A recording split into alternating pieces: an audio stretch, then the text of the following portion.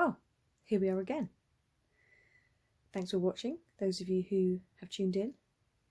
Welcome to another episode of Miss Tries to Teach the Poems from her own flat with the whiteboard that she set up in her own flat so she could be a teacher at home as well as at school. Yay! So today we're going to do another poem. We did Walking Away last time, which is a really good poem to compare with this one. Today we're going to do Mother Any Distance, another poem from the GCSE Anthology, the Love and Relationships cluster, Mother Any Distance by Simon Armitage. He's Poet Laureate. If you don't know what that is, you should look it up. He's really cool. I love all his poems. He writes some epic poems. So I'm going to do a poem, Mother Any Distance. Key word, distance. Not just in this poem, but right now. Right now, what we should all be doing is keeping our distance. Global pandemic. Let's not go near people. Let's all keep our distance. In fact, we need a new poem. Social distance. Everyone. Social distance. That's right. Anyone coming over? No, they're not, because it's time for social distance. So, while you are socially distancing at home, and I've been socially distancing in my own flat for what feels like 53 million years, then we're going to do in this poem, Mother Any Distance. So grab your anthology if you have it, or maybe read it online if you can. Read along. I'm going to read the poem. We're going to do some unfamiliar vocabulary, and then we're going to do the story. Today we're just going to do the story, what actually happens in the poem. And as you can see, I have pre-drawn out a simple illustration to help us do the poem. Look at this beautiful architecture here, this gorgeous sky. So I'm not going to be writing. I'm just going to talk you through it, through the poem, what actually happens. So I'm not going to write stuff for you to copy. You're going to have to listen and take some notes. I know I could write on it, press stop, edit it all together, like some kind of techno queen, but this is what you get, people. This is as technological as it's going to get, me filming a whiteboard in my own flat. So, are you ready? We're going to read the poem. It's a great poem. While we're reading, really be thinking about what is happening in the poem. Who is the speaker? What are they talking about? What is this event? What actually happens today? We're going to do the story. What happens in the poem? Okay, here we go. Mother Any Distance. Mother. Any distance greater than a single span requires a second pair of hands. You come to help me measure windows, pelmets, doors, the acres of the walls, the prairies of the floors. You at the zero end, me with the spool of tape, recording length, reporting meters, centimeters back to base, then leaving up the stairs, the line still feeding out, unreeling years between us. Anchor, kite. I spacewalk through the empty bedrooms, climb the ladder to the loft, to breaking point where something has to give. 2 floors below, your fingertips still pinch the last 1/100th of an inch.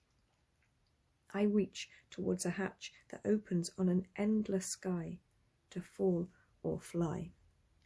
So this is a beautiful poem. I know I always say that, but this one really is a beautiful poem.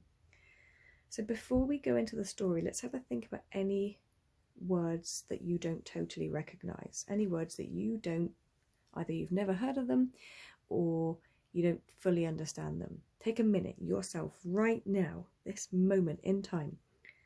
Look at the poem. If there's any word that you would not be able to very clearly explain to someone what it means, just note it down. Try not to just watch the videos while scrolling TikTok with your other hand and shoveling Pringles in your mouth with the other hand. Try to really do it like we used to do in class, like an activity. What words are they going to be? In a minute, I'm going to go through some of the unfamiliar vocabulary, the ones that I think you might have picked out. There's not very many, I don't think, in this poem, but still. You've got 10 seconds. 9, 9, 9, 9. 8, 8, 8, 8. 7, 7, 7, 7. Okay, I'm going to stop that now. If you can hear growling in the background, that's my dog. Okay, so here are the words that I psychically, with my psychic powers, think that maybe you might not know what they mean. So I think that you might not know what pelmets are. When it says, he says, you come to help me measure windows, pelmets, doors. Pretty sure you know what a window is, pretty sure you know what a door is, but I suspect a lot of you don't know what pelmets are. So pelmets are, they're pretty old-fashioned actually, and I think a lot of us don't have them. I know I don't in my flat, but they're the things that you put at the top of a curtain, and they're kind of for the aesthetics. They're meant to be decorative to hide the curtain rail essentially. So here is the level of technology we're getting to now. I will hold my iPad in front of my phone. Yes, people, technology. So this is a pelmet. So it's just things that are being measured up. You know, the house is empty right now, so they're measuring up the windows for curtains. They're measuring this, so presumably he can buy some pelmets to put up in his house. Beautiful. Wish I had those. Okay, so that's that one. Okay, next word that I think you probably don't know is prairies. Prairies, he says, the acres of the walls, the prairies of the floors. Now, I'm pretty sure he doesn't actually have any prairies in his house. And if he does, I seriously want to visit it. It would have to be the TARDIS. Because a prairie is like a big, huge, open grassland area, normally in like North America. By grassland, I don't mean a field or a football pitch. You know, you would see bison and buffalo, herds of them kind of ploughing across it. Definitely not ploughing, that's the wrong word. But like this prairie. Imagine buffalo, bison, some gazelles. So huge, open, wide open spaces, you know, big, natural, untamed areas of land, really open. So imagine what that might mean in the poem. The prairies of the floors. Okay, another word I think you might not know is acres. When he says the acres of the walls, again, if his walls are acres, then this man is rich, he is minted. So an acre is like a measurement in a unit of land. If you've got a really big garden, my garden's 20 acres, that kind of thing. So like so, 1 acre is approximately 60% of a soccer pitch. We're even getting some numeracy in here. So an acre is a measurement of a unit of land. And he says the acres of the walls. Are his walls really that long? Is he a giant? I don't think so. Okay, another word I think you may not know is maybe at the end of the poem when he says hatch. I reach towards a hatch. So what does hatch mean? What does hatch mean? Well, a hatch is like an opening, normally in a roof. It's like a skylight, like so. Here's your roof, it's like a window, and it opens up like so. It's like a skylight often in the roof of a house, this kind of hatch. It's an opening. Opens from the house and opens out on what? On what, you may ask? Okay, so that's some unfamiliar vocabulary. So now we're going to go through the story of the poem, and I'm not going to write it out in bullet points, otherwise I'd have to rub up my beautiful house. I'm going to act it out. That's right.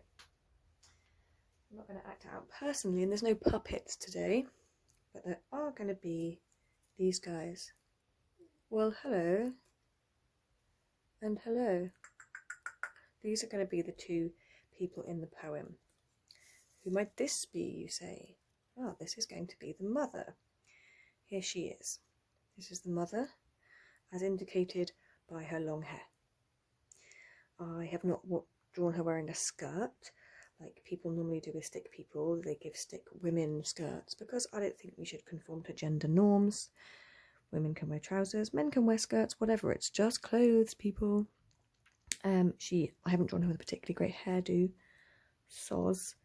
Maybe that's because she hasn't been able to go to the hairdresser for a while because they're all shut, and rightly so. We're all going to be needing a haircut whenever they open again. So this is the mum, and this is the speaker in the poem. The speaker in the poem, their gender is actually ambiguous. We don't know if they're male or female. Kind of doesn't really matter.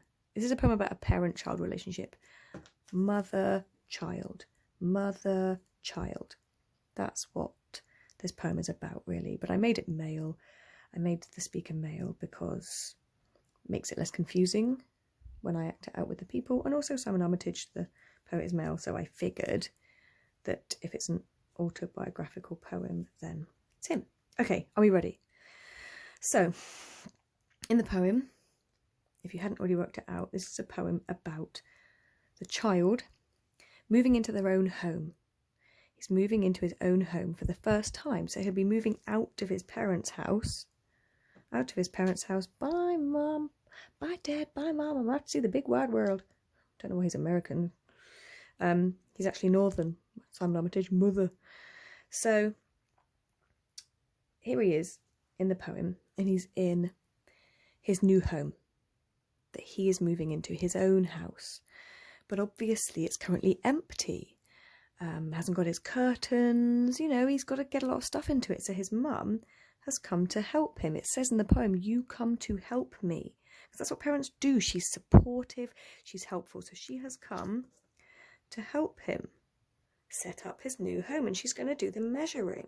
They're measuring, and the measuring in this poem is quite important. The measuring, like how she just walked through the wall there with her superhero powers. I'm an X-Man. So what happens in the poem, the measuring is obviously, they use this measuring tape. Now this is very important in the poem. If you hadn't already worked it out, this is very important. This item. Now, as you can see, I own a very large measuring tape. So I'm going to use this one. It's going to be giant on my little stick people, but I certainly wasn't going to go and buy a smaller measuring tape. Okay, so here's the deal, okay, in the poem. So let's have a think. They've done the measuring. They come to help me measure windows. So they're measuring the things up like so. So he can buy the things he needs for his new house. But then what's important is what happens then. Because it says in the poem, it says you at the zero end. You. He's talking to his mum in the poem. Direct address. The speaker is the child. I mean, he's an adult now, but he's still her child forever. He's an adult because he's now moving into his own place. You at the zero end. This here. This, you know, 1 inch, 2 inch, 3 inches, etc. This is the zero end. So this is the end that she is holding on to. You at the zero end, her, the mum, she's holding this, and he's holding the other end of the measuring tape. I'm just going to stick him on. So obviously here he has a measuring tape the size of himself. Excellent. So here's what happens in the poem. Let's actually look at what happens. It says you at the zero end. So she's here. She's here, downstairs, right here. Me with the spool of tape. He, this, the spool of tape. This is very important. It says recording length.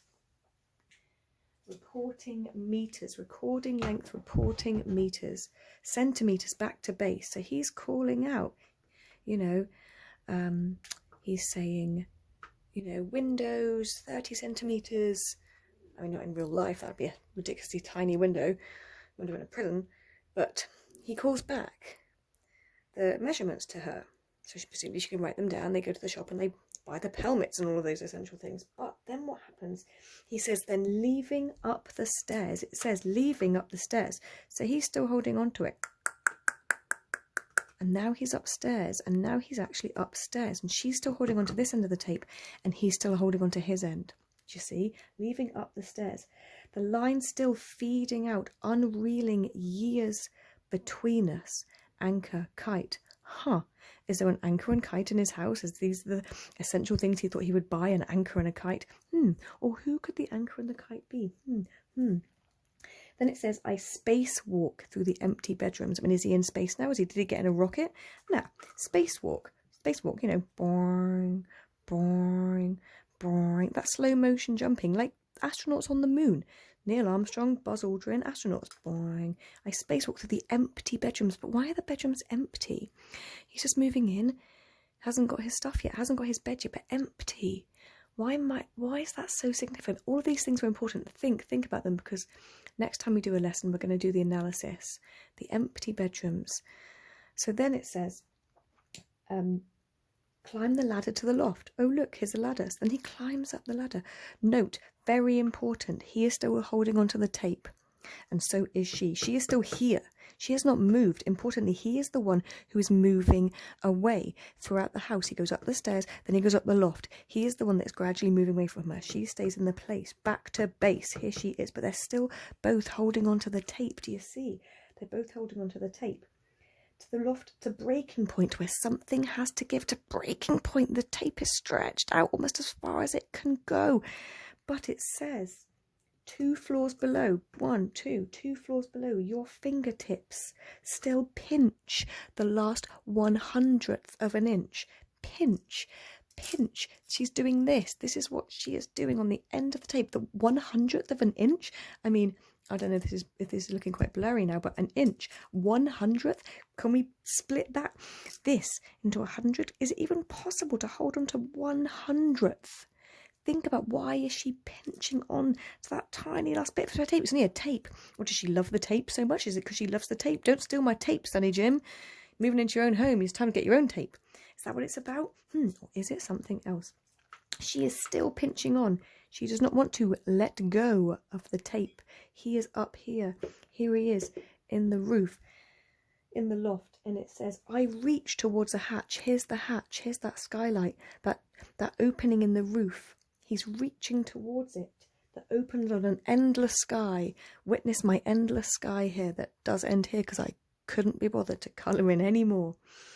The endless sky. He's reaching towards it. Really reaching for that endless sky. To fall or fly. And that's kind of interesting. What does that mean? Is it that he's genuinely like,